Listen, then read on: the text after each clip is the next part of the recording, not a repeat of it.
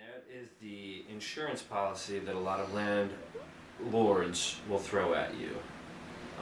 Quite honestly, their insurance is never going to come and check the backyard and see if the dog looks scary.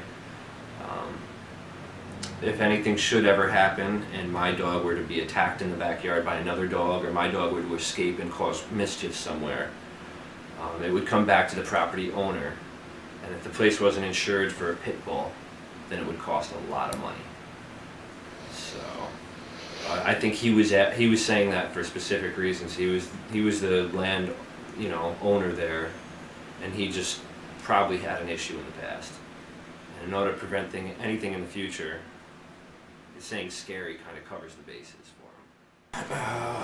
Well, people are generally, for pit bulls, there's two major things you have to ward off of them, and they love to jump, and they're pretty heavy little guys. So that's a huge fight as a trainer to get pit bulls to stop leaving the ground.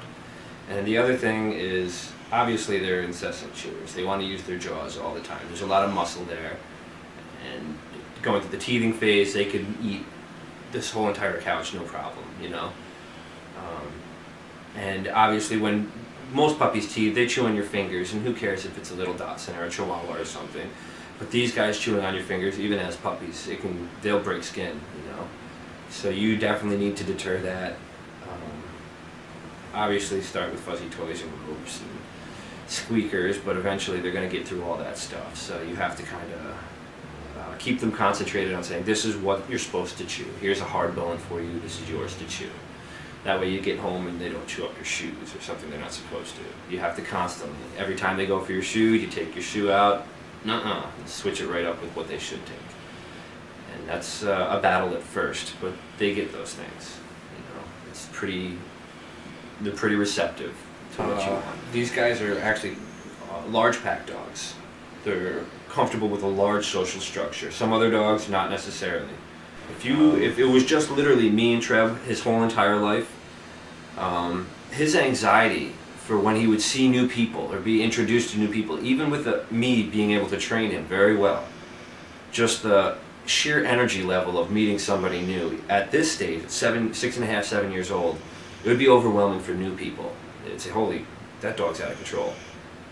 And the larger your social structure is and the more confidence he has with where his place is in the world, and I can make friends, I don't like you so much. Once they get confident making those decisions, then you can really get a well-rounded dog out of them. But the fewer people they have in their life kind of can make it more difficult for them. Isolating a pit bull in the backyard, making a pit bull a backyard dog, is going to make an aggressive dog.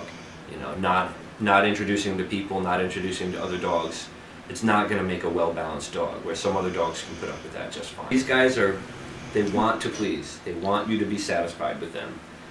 And as long as you make it apparent, this is what you chase, this is the thing you're supposed to run after, and we have a great time when we do that, then that's what they'll want to do. They will not even comprehend chasing after a small animal or a small child, as long as they know, hey, my ball is sitting there. This guy wants to play with the ball. This guy doesn't care about chasing the squirrel, this guy cares about chasing the ball. So as long as you get that in their head, as long as you switch that prey drive into something fun for them and something engaging with you as they're, the one who's controlling them, then they'll be perfectly fine. There'll never be any issue.